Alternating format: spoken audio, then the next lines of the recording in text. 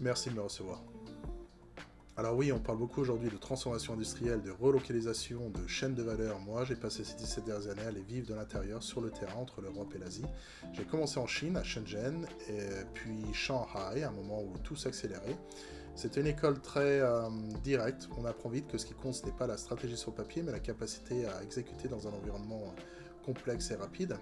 Chez Tencent, ce que je qualifierais de ma première véritable expérience, j'étais au cœur de cette dynamique. Je travaillais sur des solutions SaaS pour des industriels dans un environnement où tout allait très vite.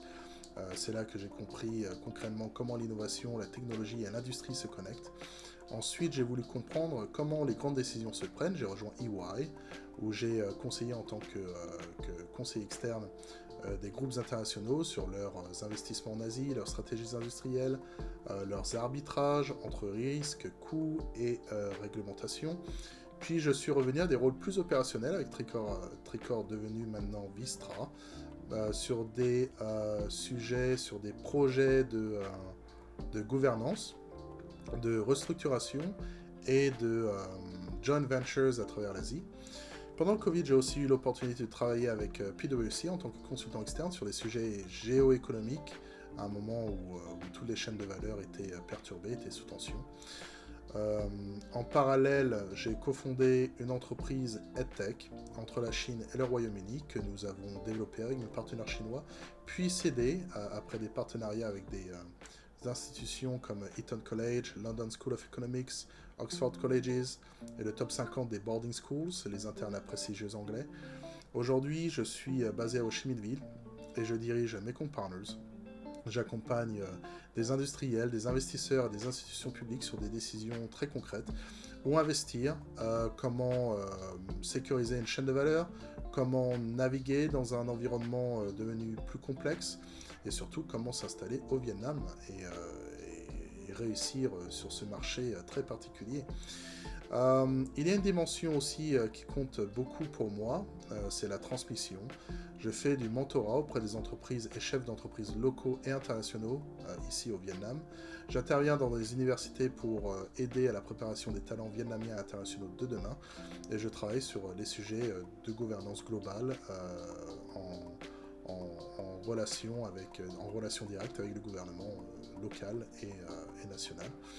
Donc si je devais résumé, j'ai travaillé donc dans 3 environnements très différents. La Chine, où la vitesse est déterminante, l'Asie du Sud-Est, où tout se redessine, et l'Europe, où la régulation et la durabilité structurent les décisions. Et aujourd'hui, mon rôle, c'est d'aider les entreprises à prendre des décisions solides à l'intersection de ces 3 mondes.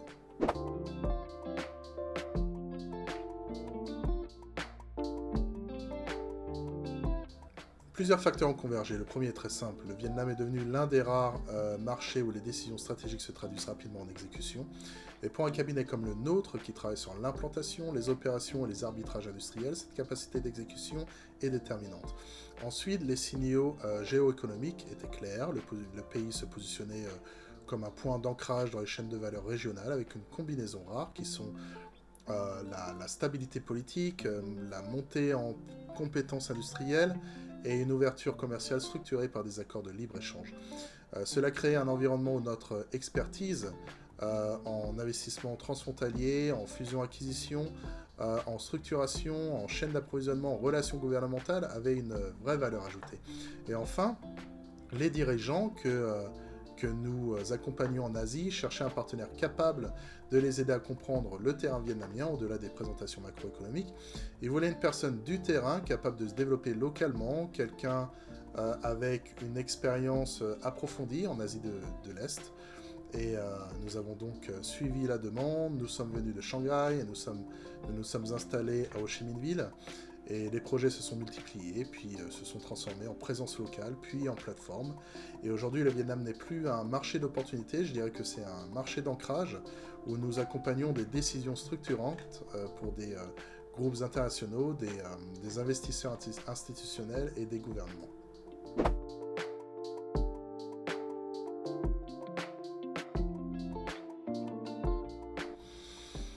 Oui, la dynamique a clairement changé. On est passé d'un cycle d'opportunités ponctuelles à une logique d'allocation stratégique. Les investisseurs ne regardent plus le Vietnam comme un marché périphérique, mais comme un pilier dans leur chaîne de valeur en Asie. Trois évolutions sont particulièrement visibles. Premièrement, la montée des investissements long cycle. Les flux se concentrent davantage sur la fabrication avancée, l'énergie, la logistique intégrée et les infrastructures industrielles. Les groupes internationaux cherchent de la profondeur industrielle, pas seulement des capacités d'assemblage. Deuxièmement, il y a cette sélectivité beaucoup plus forte. Les investisseurs ne déploient plus de capital par défaut, ils arbitrent sur la base de critères très concrets, du genre par exemple la disponibilité foncière, la stabilité réglementaire, qualité de l'énergie, délai d'exécution et capacité des provinces à absorber des projets complexes, bien que cela semble évident, ce n'était pas toujours le cas dans les deals.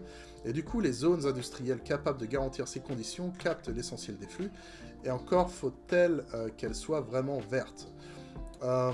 Troisièmement, un repositionnement géoéconomique accéléré, puisque les tensions États-Unis-Chine ont transformé le Vietnam en point d'ancrage dans les stratégies de diversification. Et ce n'est plus vraiment un mouvement défensif, mais une reconfiguration structurelle des supply chains. Les entreprises cherchent à sécuriser leur production, à réduire leur exposition politique et à renforcer la traçabilité demandée par l'Europe et les États-Unis. Donc, en résumé, les investissements vers le Vietnam ne sont plus opportunistes, ils sont plus lourds, plus structurants et intégrés dans des stratégies globales de long terme. Et les investisseurs que nous accompagnons ne testent plus le marché ici encore.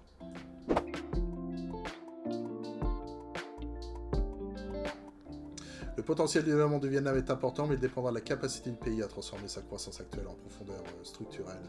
Le Vietnam dispose d'atouts rares dans la région, une base industrielle qui s'élargit, une démographie encore favorable, une intégration commerciale solide et une position géoéconomique qui le place au centre des arbitrages de diversification. Et donc la question n'est plus vraiment de savoir si le pays va croître, mais s'il peut monter en gamme de manière cohérente. Et cela implique une évolution vers des industries plus technologiques, une exécution réglementaire plus prévisible et un investissement massif dans les compétences pour soutenir les besoins des chaînes de valeur de nouvelle génération. Et si ces conditions sont réunies, le Vietnam peut consolider son rôle de plateforme industrielle et logistique en Asie et attirer des investissements plus lourds, plus stratégiques, plus durables. Les signaux actuels montrent que cette trajectoire est engagée et que les investisseurs internationaux sont prêts à l'accompagner dès lors que les fondamentaux continuent de les renforcer.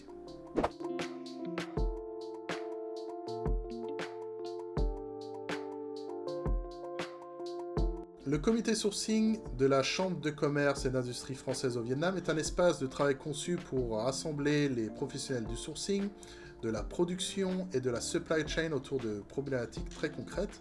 L'objectif est de créer un lieu où l'on peut partager des retours d'expérience, confronter les pratiques et produire une lecture plus fine des réalités industrielles du Vietnam.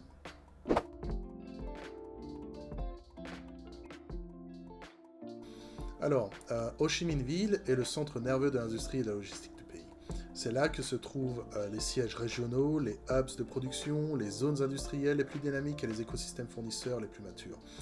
Donc lancer le comité ici au lieu d'Hanoï permet d'être au plus près des opérations, de capter les signaux faibles du terrain et d'impliquer les acteurs qui gèrent au quotidien les défis de qualité, de conformité, de délai et de montée en capacité.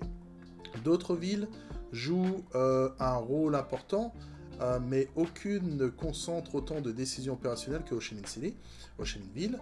Ici se concentrent entre autres les décisions opérationnelles, les équipes d'achat, les directions industrielles et les fournisseurs clés. Et c'est la ville où les arbitrages se prennent, où les projets se débloquent et où les entreprises ont le plus besoin d'un espace d'échange structuré.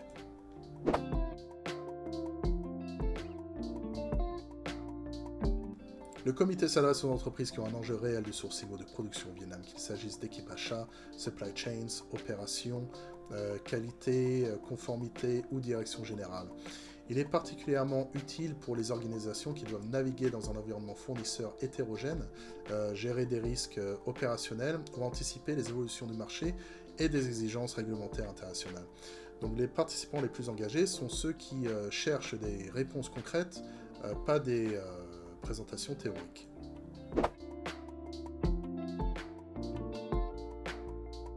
Les entreprises y trouvent un accès direct à des informations de terrain fiables, à des retours d'expérience honnêtes et à une lecture collective des défis du moment. Cela leur permet d'améliorer la qualité de leurs arbitrages, de réduire l'incertitude dans leurs décisions et de mieux comprendre les capacités réelles des fournisseurs vietnamiens.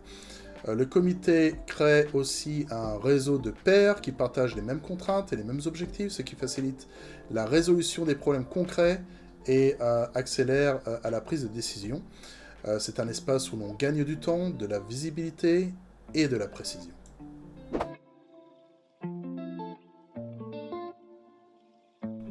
Alors, les prochaines sessions porteront sur des sujets qui reviennent systématiquement dans les discussions avec les entreprises, c'est-à-dire la maturité des fournisseurs, comment trouver des fournisseurs sérieux en fonction de son industrie, la conformité et les audits, l'évolution des capacités industrielles, les contraintes énergétiques, et les impacts géoéconomiques sur les chaînes de valeur.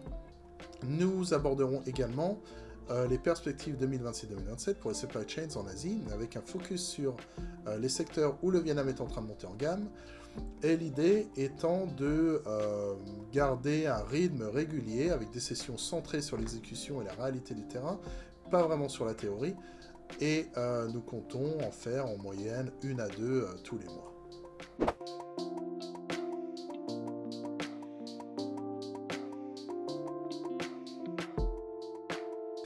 Alors, la crédibilité du Vietnam dépendra de sa capacité à aligner l'ambition politique avec une exécution réglementaire et institutionnelle très rigoureuse. Le pays a des atouts géoéconomiques, comme je le disais, évidents, pour devenir un hub financier régional, mais un IFC, International Financial Center, ne se décrète pas, il se construit dans la durée. Les investisseurs regarderont la profondeur et la liquidité des marchés, la qualité de la régulation, la prévisibilité fiscale, la protection des investisseurs et la capacité à traiter des opérations complexes de manière fluide. Si le Vietnam parvient à démontrer sur quelques dossiers emblématiques qu'il peut offrir un environnement financier fiable, transparent et compétitif, sa trajectoire vers un IFC gagnera en crédibilité aux yeux des acteurs internationaux.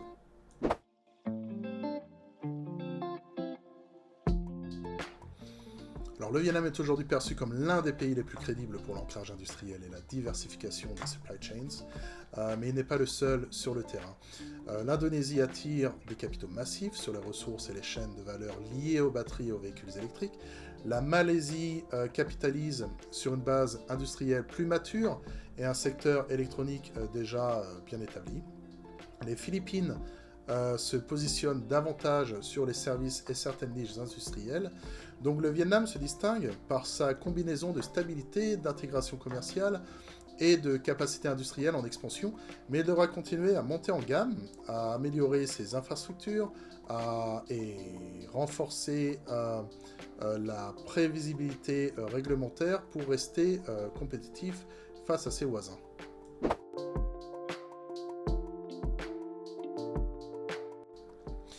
Les tensions entre les États-Unis et la Chine ont transformé le Vietnam en maillon stratégique des stratégies de diversification.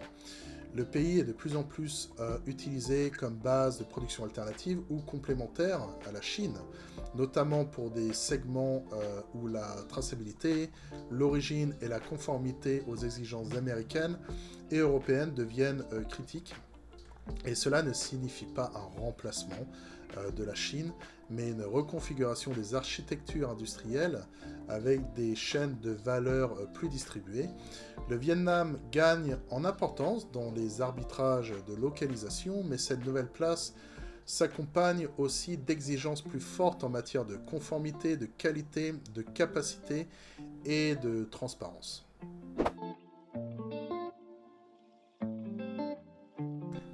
Alors, on observe une consolidation des flux vers des projets plus lourds, plus structurants et plus long terme, notamment dans la fabrication avancée, la logistique, l'énergie et les infrastructures industrielles.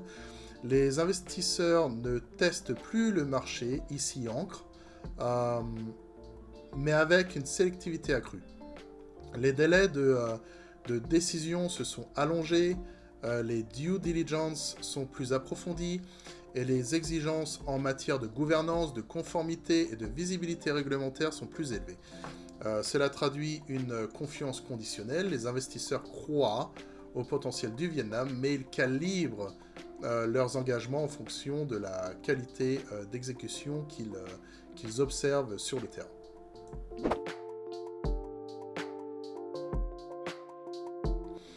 Alors moi, je regarde de près la manière dont les provinces gèrent les projets complexes, car c'est souvent là que se joue la crédibilité réelle du pays.